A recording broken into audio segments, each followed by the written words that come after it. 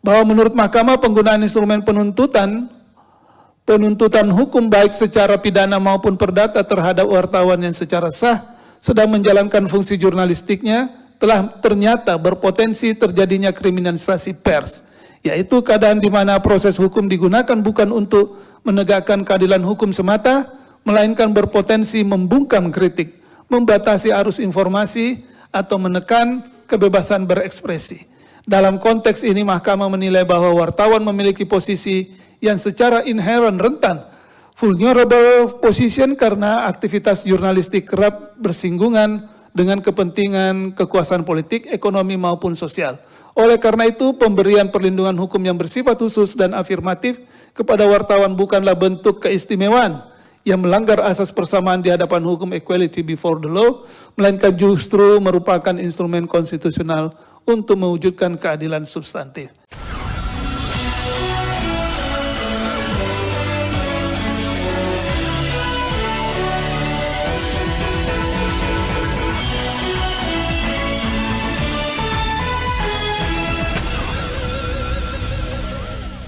Halo, apa kabar? Assalamualaikum warahmatullahi wabarakatuh. Saya Hirsbun Arif. Senang sekali masih bisa terus menemani Anda semua.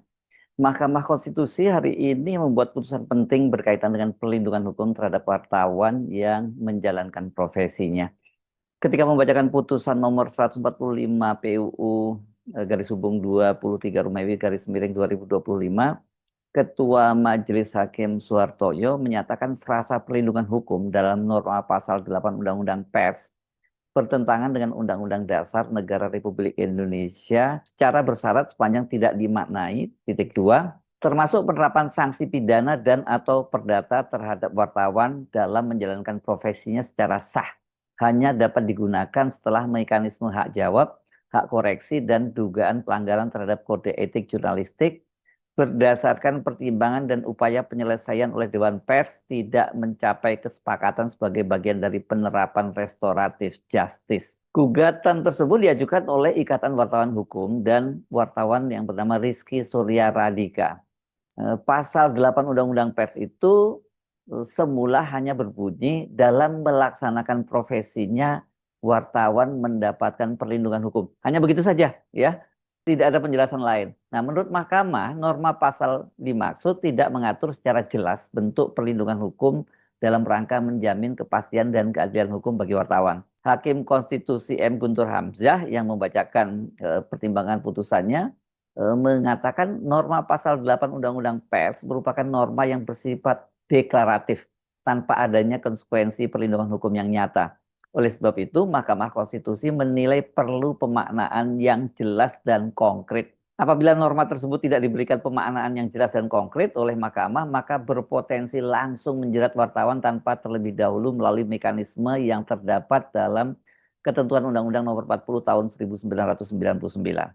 Mahkamah Konstitusi Republik Indonesia yang mengadili pengujian undang-undang pada tingkat pertama dan terakhir menjatuhkan putusan dalam permohonan pengujian Undang-Undang Nomor 40 Tahun 1999 tentang pers terhadap Undang-Undang Dasar Negara Republik Indonesia tahun 1945 yang diajukan oleh Ikatan Wartawan Hukum dan Rizky Suryanindika memberi kuasa kepada Victor Santoso Tandiasa dan kawan-kawan, selanjutnya disebut sebagai para pemohon. Bahwa berkaitan dengan norma pasal 8 Undang-Undang 40 1999 dimaksud para pemohon memohon agar frasa perlindungan hukum dalam norma pasal aku dimaknai, termasuk tindakan kepolisian dan gugatan perdata tidak dapat dilakukan kepada wartawan dalam melaksanakan profesinya berdasarkan kode etik pers atau termasuk tindakan pemanggilan, pemeriksaan, penggeledahan, penangkapan dan penahanan terhadap wartawan hanya dapat dilakukan setelah mendapat izin dari Dewan Pers. Bahwa terhadap dalil para pemohon tersebut, Mahkamah berpendapat ketentuan pasal 8 Undang-Undang 40 99 yang menyatakan dalam melaksanakan profesinya, wartawan mendapat perlindungan hukum, merupakan norma esensial yang menegaskan komitmen negara hukum demokratis terhadap jaminan atas kebebasan pers sebagai salah satu pilar utama kehidupan bernegara yang berdasarkan kedaulatan rakyat. Berkenaan dengan ketentuan norma AKO tidak dapat dipahami secara sempit sebagai perlindungan yang hanya bersifat administratif atau insidental saja, melainkan harus dimaknai sebagai pengakuan dan penegasan bahwa produk jurnalistik pers adalah bagian dari implementasi terhadap hak konstitusional warga negara, khususnya hak atas kebebasan menyatakan pendapat dan hak untuk memperoleh serta menyebarluaskan informasi kepada publik atau masyarakat. Hal ini mengingat fungsi strategis pers dalam menjamin transparansi, akuntabilitas, dan pengawasan terhadap penyelenggaraan kekuasaan negara di Indonesia. Bahwa selanjutnya menurut Mahkamah, ketentuan norma pasal 8 Undang-Undang 40 1999 berkenaan dengan tugas wartawan dalam melaksanakan profesinya memiliki arti bahwa perlindungan hukum seharusnya melekat pada setiap tahapan kegiatan atau kerja jurnalistik, mulai dari proses pencarian dan pengumpulan fakta, pengolahan dan verifikasi informasi, hingga penyajian, penerbitan, dan penyebarluasan berita kepada publik atau masyarakat. Sepanjang seluruh rangkaian dan tahap kegiatan dimaksud dilakukan secara sah, berdasarkan prinsip profesionalitas, kode etik jurnalistik, dan ketentuan peraturan perundang-undangan yang berlaku, di mana wartawan tidak dapat diposisikan semata-mata sebagai subjek hukum yang secara serta-merta dengan mudah langsung dapat dikenakan sanksi pidana, gugatan perdata, maupun tindakan kekerasan atau intimidasi. Oleh karena itu, Pasal 8 Undang-Undang 40 1999 berfungsi sebagai norma yang menjadi dasar, safeguard norm, agar profesi wartawan atau jurnalis tidak terhambat oleh rasa takut akan kriminalisasi, gugatan yang bersifat membungkam, strategic lawsuit against public participation, maupun tindakan kekerasan dan intimidasi baik yang dilakukan oleh aparat negara maupun oleh masyarakat lainnya. Bahwa berkenaan dengan penjelasan pasal 8 Undang-Undang 40 1999 yang mempertegas makna perlindungan hukum sebagai jaminan perlindungan dari pemerintah dan atau masyarakat kepada wartawan dalam melaksanakan fungsi, hak, kewajiban, dan perannya sesuai dengan ketentuan peraturan perundang-undangan yang berlaku. Hal demikian menunjukkan bahwa perlindungan hukum terhadap wartawan tidak hanya bersumber dari kewajiban negara, melainkan juga merupakan tanggung jawab sosial masyarakat dalam menghormati dan menjaga independensi serta kebebasan pers. Dalam batas penalaran yang wajar, konstruksi hukum demikian memiliki makna perlindungan hukum tidak bersifat sepihak, melainkan kolektif dan sistemik yang bertujuan menciptakan kebebasan pers yang bertanggung jawab, beretika, dan berintegritas. Bahwa oleh karenanya menurut Mahkamah fungsi, hak, kewajiban, dan peran wartawan sebagaimana dimaksud dalam penjelasan pasal 8 Undang-Undang 40 1999 harus dipahami secara utuh dan komprehensif sebagai satu kesatuan yang tidak terpisahkan dengan ketentuan norma pasal 8 Undang-Undang 40 1999. Dalam kaitan ini, wartawan menjalankan fungsi pers dan jurnalistiknya untuk memberikan informasi, pendidikan, dan hiburan, serta kontrol sosial. Selain hal tersebut, wartawan juga diberikan kewajiban untuk menjunjung tinggi kebenaran, akurasi, dan menjaga etika jurnalistik. Dengan demikian, perlindungan hukum yang diberikan bukanlah perlindungan yang hukum yang bersifat absolut atau mutlak, melainkan perlindungan yang bersyarat dan tunduk pada kepatuhan terhadap kode etik jurnalistik dan peraturan perundang-undangan.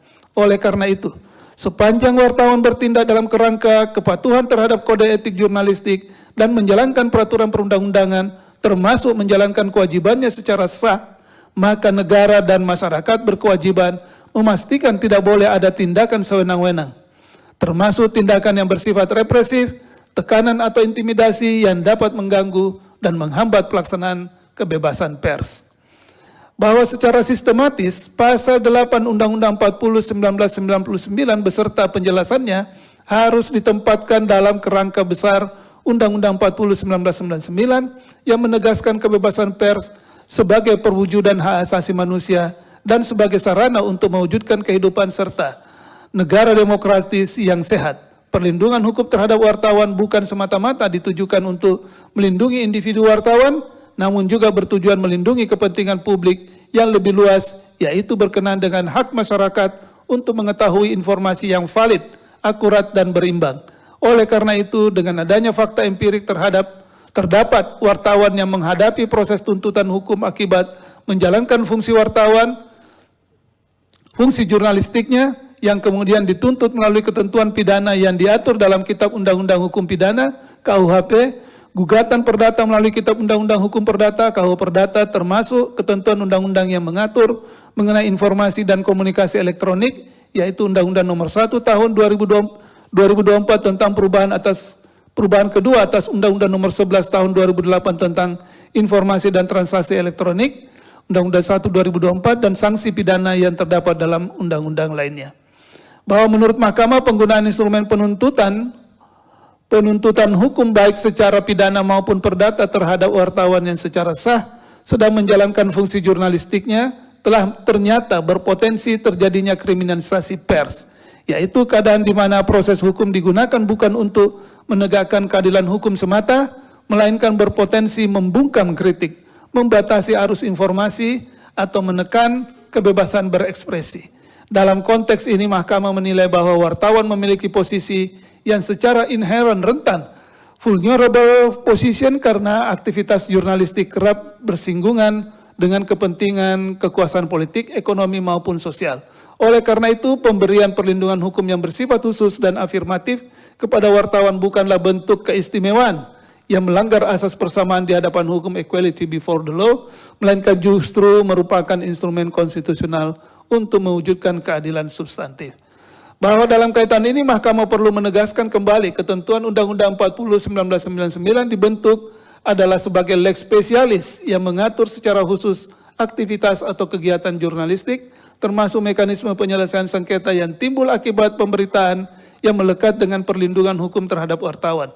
Sehingga perlindungan sebagaimana dimaksud menjadi inseparable atau menyatu erat sepanjang wartawan menjalankan tugas jurnalistik secara personal, secara profesional, beretikat baik dan tunduk pada kode etik jurnalistik serta ketentuan peraturan perundang-undangan, khususnya ketika sedang menjalankan tugas dan kewajiban profesinya secara sah.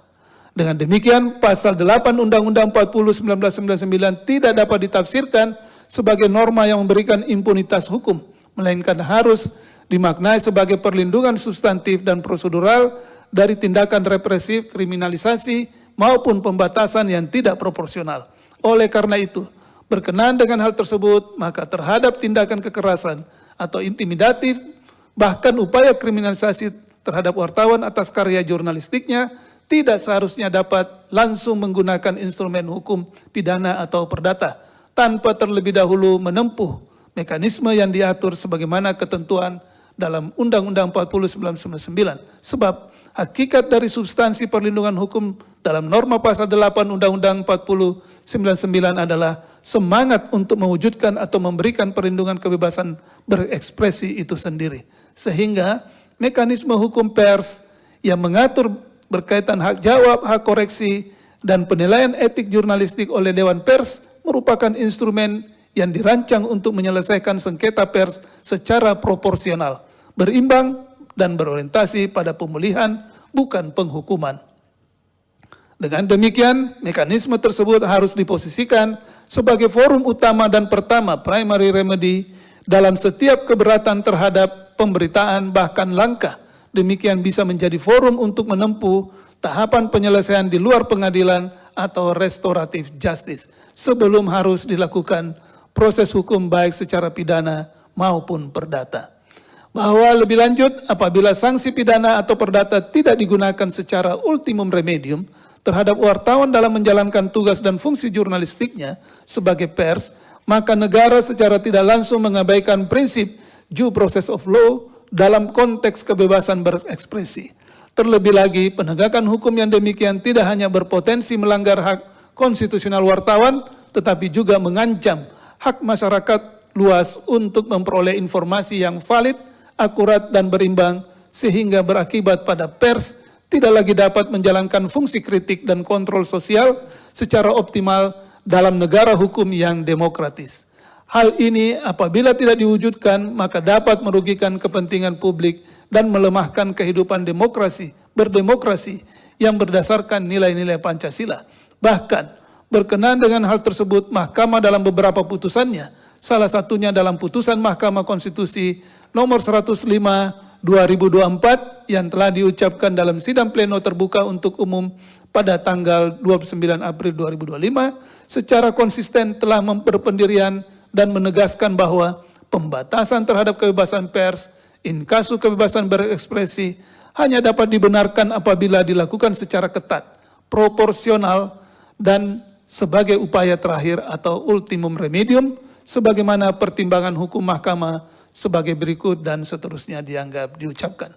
Berdasarkan uraian kutipan pertimbangan hukum tersebut dalam konteks ketentuan atau tuntutan pidana yang berkaitan dengan informasi dan transaksi elektronik dengan cara penyebarluasan produk jurnalistik melalui media digital atau platform elektronik tidak serta-merta mengubah karakter hukumnya menjadi informasi elektronik yang tunduk pada rejim Undang-Undang 1 2024. Oleh karena itu, sepanjang pemberitaan pers tersebut merupakan hasil karya jurnalistik yang dilakukan secara sah berdasarkan kode etik jurnalistik dan peraturan perundang-undangan, maka rejim hukum yang berlaku dalam Undang-Undang 40 1999. Dengan demikian, sanksi pidana dan perdata tidak boleh dijadikan instrumen utama atau eksesif untuk menyelesaikan sengketa pers, melainkan hanya dapat digunakan secara terbatas dan eksepsional setelah mekanisme yang diatur dalam Undang-Undang 40 1999 terbukti tidak atau belum dijalankan. Bahkan bahwa berdasarkan uraian fakta hukum tersebut, apabila dikaitkan dengan eksistensi norma pasal 8 Undang-Undang 40 99 beserta penjelasannya, menurut Mahkamah, norma pasal 8 Undang-Undang 40 99 tidak mengatur secara jelas bentuk perlindungan hukum dalam rangka menjamin kepastian dan keadilan hukum bagi wartawan. Sebab norma pasal 8 Undang-Undang 40 99 merupakan norma yang bersifat deklaratif tanpa adanya konsekuensi perlindungan hukum yang nyata atau real. Bahkan apabila norma tersebut tidak diberikan pemaknaan yang jelas dan konkret oleh mahkamah, maka berpotensi langsung menjerat wartawan tanpa terlebih dahulu melalui mekanisme yang terdapat dalam ketentuan Undang-Undang 4099. Oleh karena itu, mahkamah perlu memberikan pemaknaan secara konstitusional. Dalam hal ini, pemaknaan dimaksud harus memastikan bahwa tindakan hukum terhadap wartawan dalam menjalankan tugas jurnalistiknya wajib mengedepankan mekanisme dan prinsip-prinsip perlindungan terhadap pers, termasuk berkenaan dengan gugatan, laporan, dan tuntutan hukum terhadap pers yang berkaitan dengan karya jurnalistik tidak serta-merta dapat langsung diproses melalui tuntutan hukum pidana dan atau perdata. Sehingga apabila terjadi sengketa yang bersumber dari karya jurnalistik dimaksud, maka penyelesaiannya harus mengedepankan mekanisme sebagaimana diatur dalam Undang-Undang 40 99 dengan mendapatkan pertimbangan dari Dewan Pers terkait dengan penyelesaian pengaduan masyarakat atas kasus-kasus yang berhubungan dengan pemberitaan pers yang berkaitan dengan karya jurnalistik. Berdasarkan pertimbangan hukum tersebut, menurut Mahkamah, ketentuan norma pasal 8 Undang-Undang 40 99 sepanjang frasa perlindungan hukum adalah bertentangan dengan Undang-Undang Dasar NRI tahun 1945 dan tidak memiliki kekuatan hukum mengikat secara bersyarat sepanjang tidak dimaknai, termasuk penerapan sanksi pidana dan atau perdata terhadap wartawan dalam menjalankan profesinya secara sah hanya dapat digunakan setelah mekanisme hak jawab, hak koreksi, dan dugaan pelanggaran terhadap kode etik jurnalistik berdasarkan pertimbangan dan upaya penyelesaian oleh Dewan Pers tidak mencapai kesepakatan sebagai bagian dari penerapan restoratif justice. Dengan demikian, dalil para pemohon adalah dalil yang berdasar.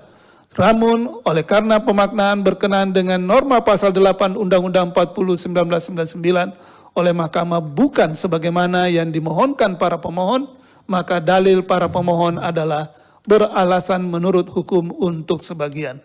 Paragraf 3.17 dan 3.18 dan seterusnya dianggap diucapkan, konklusi dan seterusnya dianggap diucapkan berdasarkan Undang-Undang Dasar NRI tahun 1945 dan seterusnya dianggap diucapkan. Amar putusan 1. Diulang, amar putusan mengadili 1. Mengabulkan permohonan para pemohon untuk sebagian.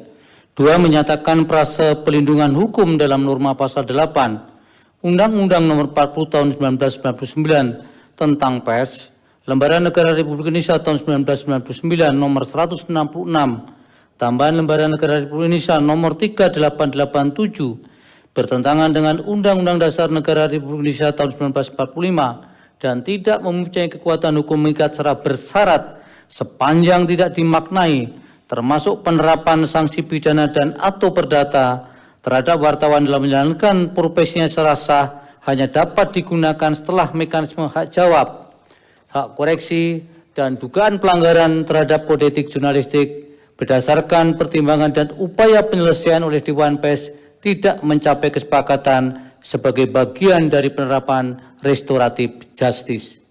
3. Memerintahkan pemuatan putusan ini dalam Berita Negara Republik Indonesia sebagaimana mestinya. 4. Menolak permohonan para pemohon untuk selain dan selebihnya. Dengan putusan Mahkamah Konstitusi, itu norma perlindungan hukum itu menjadi lebih nyata ya. Selama ini dalam prakteknya memang banyak wartawan yang mengalami kriminalisasi ketika menjalankan profesi, walaupun ada aturan undang-undangnya. Soal perlindungan terhadap wartawan dalam menjalankan kemerdekaan pers itu sesungguhnya juga diatur loh.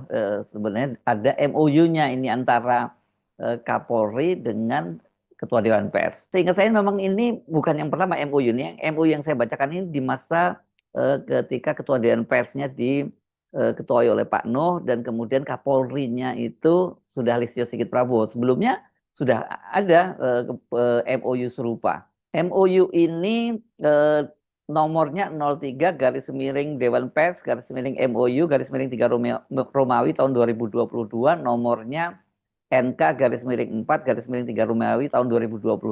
Kopnya ini nota kesepamahaman antara Dewan Pers dan Kepolisian Negara Republik Indonesia. Ini tentang koordinasi dalam perlindungan kemerdekaan pers dan penegakan hukum terkait penyalahgunaan profesi wartawan. Nama judulnya aja sudah ada kaitannya dengan penyalahgunaan profesi wartawan ya.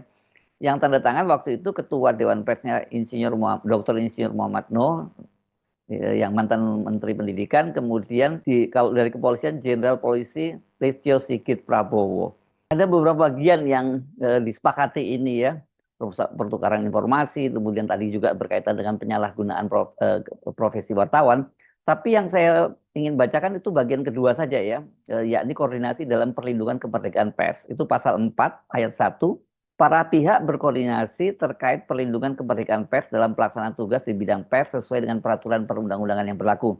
Yang kedua, koordinasi sebagaimana dimaksud pada pada ayat 1 dilakukan para pihak apabila pihak kedua menerima laporan garis miring pengaduan dugaan perselisihan garis miring sengketa termasuk surat membaca atau opini dan kolom atau produk pers lainnya antara wartawan garis miring media dengan masyarakat, maka pihak kedua dapat mengarahkan pihak pelapor dan pengadu untuk melakukan langkah-langkah secara bertahap dan berjenjang mulai dari menggunakan hak jawab, hak koreksi, dan pengaduan kepada pihak pertama.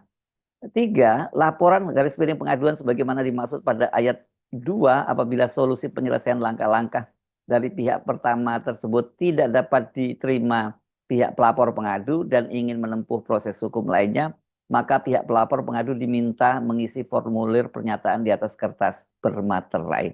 Nah, tapi ini memang ini namanya cuma MOU ya, nggak mengikat secara undang-undang gitu ya. Makanya kemudian di lapangan banyak terjadi deviasi juga gitu. Dan di situ kan kalimatnya nggak tegas ya, mengarahkan gitu. Jadi pihak kedua dapat mengarahkan. Harusnya kan mestinya langsung ditolak, pokoknya harus melalui proses mediasi Dewan Pers dulu, mestinya seperti itu. Namanya juga nota kesepemahaman ya. Nota kesepahaman, bukan nota kesepemahaman lagi. Tentu ini posisinya tidak sekuat dengan putusan dari Mahkamah Konstitusi. Namanya juga MOU ya. Kalau putusan Mahkamah Konstitusi itu kan kemudian mengubah normanya pasal 8 tadi Undang-Undang Pers tadi ya. Dengan keputusan MK ini kan sifat perlindungan hukum tadi itu pasal 8 itu yang perlindungan hukum terhadap wartawan bukan lagi bersifat deklaratif seperti dikatakan oleh Hakim Mahkamah Konstitusi, tapi imperatif ini karena menjadi norma tambahan dalam pasal 8 Undang-Undang Pers. Ini Undang-Undang Nomor 40 tahun 1999.